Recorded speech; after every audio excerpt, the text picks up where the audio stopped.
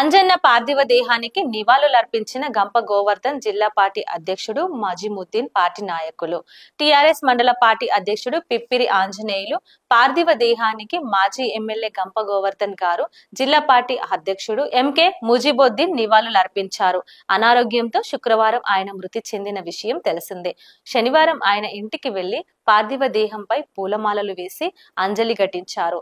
ఆయనతో పాటు పార్టీ నాయకులు, కార్యకర్తలు నివాళులర్పించారు.